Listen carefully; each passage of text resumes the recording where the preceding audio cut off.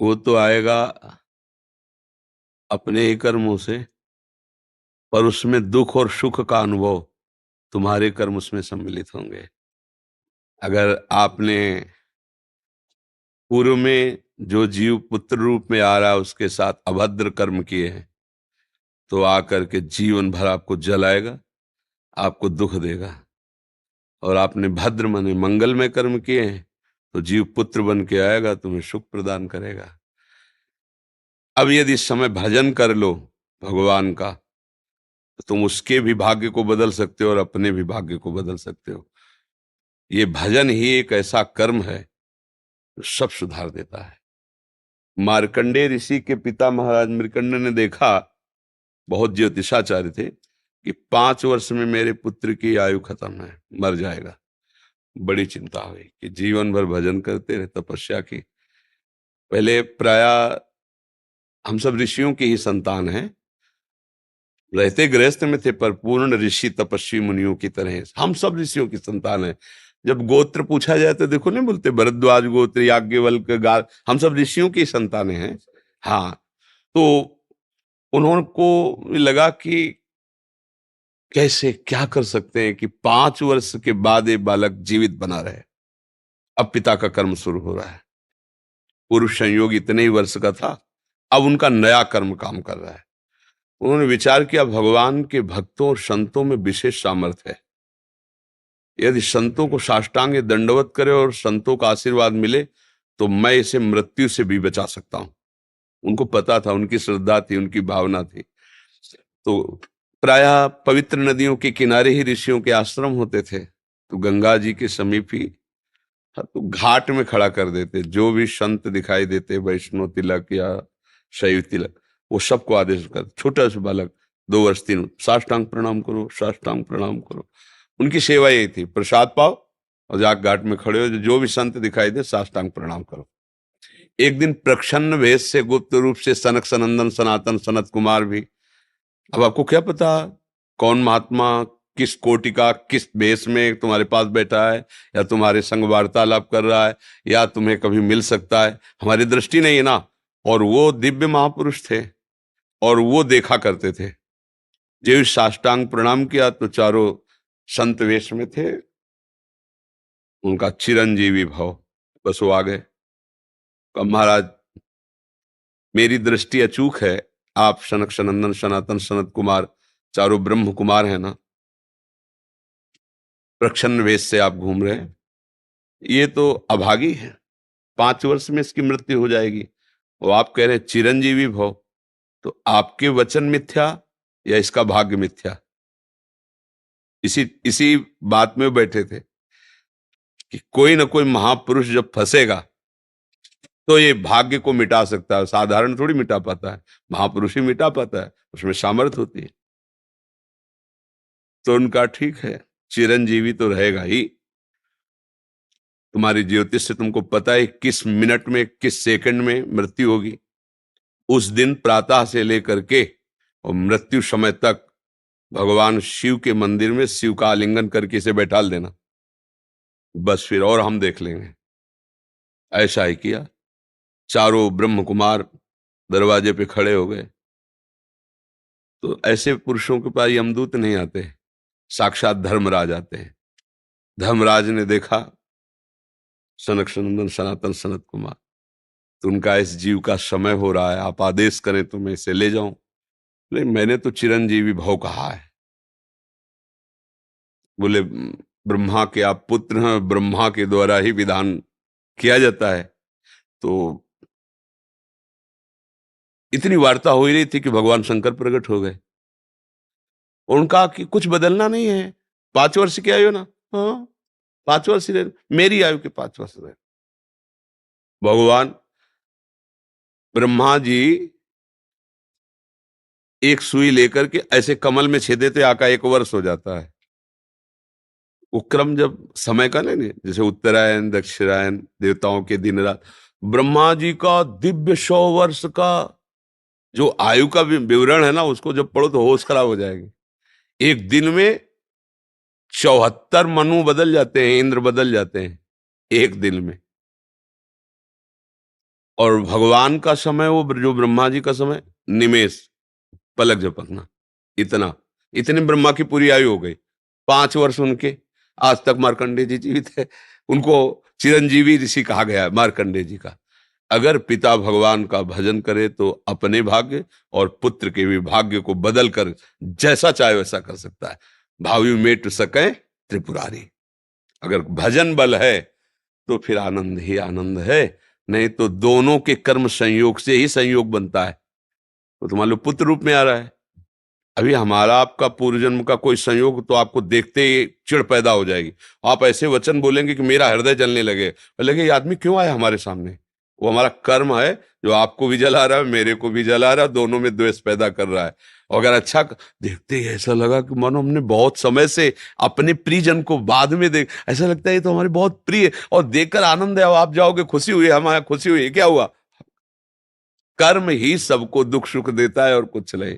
अगर कर्म को कोई मिटा सकता है तो भगवान का भजन मिटा सकता है, दूसरा नहीं। खूब प्रभु का आश्रय लेकर के उनकी लीला गायन करो, नाम जप करो, सब ठीक हो जाएगा। और गर्भस्थ शिशु को भगवत चर्चा सुनानी चाहिए, उससे प्रभाव पड़ता है। जैसे माँ गर्भवती है तो चाहिए कि स्वयं स्वाध्याय करे या फिर परिवार के जन कथा कह रहे हो, चुपचाप शांति से बैठ के सुने और नाम जप करे, तो गर्भस्थ शिशु पर उसका प्रभाव पड़ता है। जैसे प्रहलाद जी जब कयाधु जी के गर्भ में थे तो नारद जी अपने आश्रम में लेकर के उनको भी भगवत चर्चा भक्ति का उपदेश किया, तो ऐसे महान भागवत 5 वर्ष में विश्व विजेता हिरण्यकश्यप को परास्त कर दिया। 5 वर्ष की आयु प्रहलाद जी की है और विश्व शक्ति संपन्न हिरण्यकश्यप परास्त कर दिया। अभिमन्यु जी गर्भ में ही थे, चक्रव्यूह का भेदन की क्रिया बताई तो 6 द्वार भेदने की क्रिया तक वो जगती रही, 7वें विश्व हो गई। तो फिर वो मतलब गर्भस्थ शिशु पर बाहरी चर्चा का प्रभाव पड़ता है, बाहरी आचरण का प्रभाव पड़ता है। यदि हम नाम कीर्तन, भगवत चर्चा, भगवत कथा वार्ता, तो उसमें भक्ति का अंकुरण हो जाएगा, गर्भस्थ शिशु में उसका प्रभाव पड़ जाएगा। अंकुश जी हरियाणा से। राधे राधे शिव। राधे राधे महाराज जी।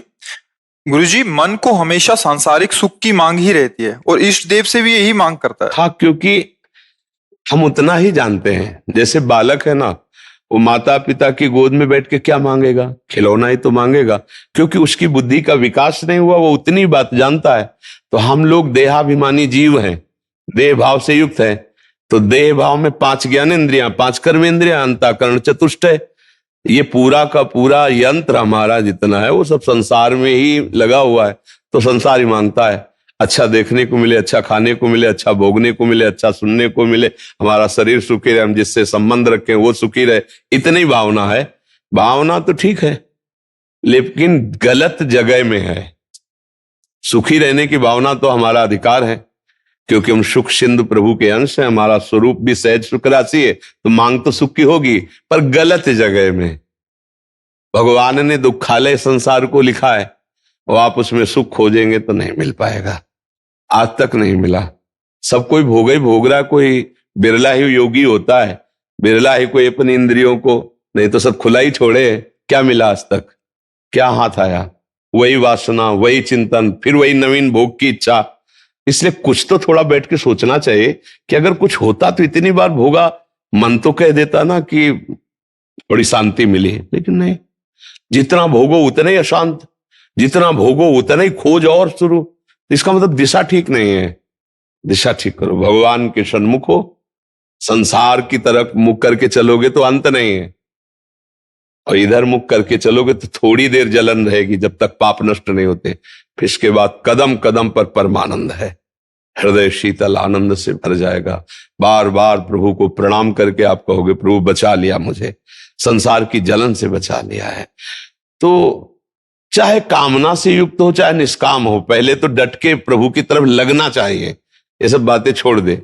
हमें जो चाहिए हमारे बाप हो आप ही को तो देना पड़ेगा, प्रभु सबके पिता है, स्वामी है, मालिक है, ईश्वर है। तो भाई हमें नहीं ज्ञान है कि इससे बढ़कर कोई आनंद है, हमको यही आनंद लगता है तो हम यही चीज मांगेंगे। आगे वो खुद आपका भाव बढ़ाएंगे, तब आपको समझ में आया कि जो मांगा अभी तक तो सब व्यर्थ ही था। नहीं नहीं नहीं, मुझे ये नहीं, अब मुझे इससे बढ़कर आनंद चाहिए। एक गरीब ब्राह्मण था, वहीं वृंदावन में पूज्य श्री सनातन गोस्वामी जी विराजमान थे, बड़े सिद्ध महापुरुष थे। तो लोगों को ऐसी भावना होती कि संतों के दर्शन से, संतों के संभाषण से दुख की निवृत्तियां होती हैं, और होती भी हैं। संत दर्श जिमें पातक टरे, संतों के दर्शन मात्र से पाप नष्ट होते हैं। फिर उनके मन में आया कि इनकी सेवा करें। अब वो विरक्त महापुरुष, कोई सेवा लेते नहीं थे, तो जहां शौच जाते थे तो उनके जाने के बाद वो शौच उठा करके गड्ढा खोद के उसमें तोप देते और ऊपर से जल छिड़क देते, ये सेवा करते। एक दिन वो जा रहे थे, अचानक लौटे तो देखा वो सेवा कर रहे थे ये वाली। तो संतों का हृदय बड़ा करुणा, उनका भाई ऐसा क्यों करते हो आप? महाराज मैं गरीब आदमी हूं, आप संतों की कृपा से आदमी सुखी हो जाता है, सुना इसलिए। अच्छा तो देखो ये पारसमणि है, या हटाओ, दूर से इसे कहा ये पारसमणि निकालो, जितना चाहो सोना बना लो जाके लोहे को, फिर फेंक जाना यमुना जी में। लेके चला। फिर सोचा ऐसा क्या, इससे बढ़कर कोई सुख है इन बाबा के पास? लंगोटी लगाए हैं, शरीर कृश हो रहा है, और इतनी बड़ी मणि इनके पास थी, इन्होंने प्रयोग क्यों नहीं किया? लौट आया, बुद्धि काम कर गई ला। बोले बाबा आपने क्यों प्रयोग किया? प्रयोग नहीं किया। तो कहा मुझे इसकी आवश्यकता नहीं, मेरे पास इंद्रनील मणि है, इंद्रनील मणि श्री कृष्ण, मुझे इस पारसमणि कंकड़ पत्थर की जरूरत नहीं। बोले बाबा फिर हमको भी नहीं चाहिए, जिस आनंद में आप मगन हो वही आनंद। एक दिया उसने, पारसमणि एक दी, और कहा बाबा आप जिस, वही उनकी कृपा से भगवान की भक्ति में लग गए। तो हम लोग जानते नहीं है ना, इसलिए उसमें लगे, और जिस दिन जान जाएंगे तो खुद फेंक देंगे, नहीं चाहिए मुझे संसार, मुझे प्रभु चाहिए। तो धीरे धीरे भजन बढ़ाओ तो ज्ञान प्रकाशित हो जाएगा, संसार का महत्व तो खत्म हो जाएगा। या कुछ नहीं भैया, कुछ नहीं। जीवन भर लोग लग गए इस बात में कि मेरा नाम हो जाएगा। कौन किसका नाम देखता है?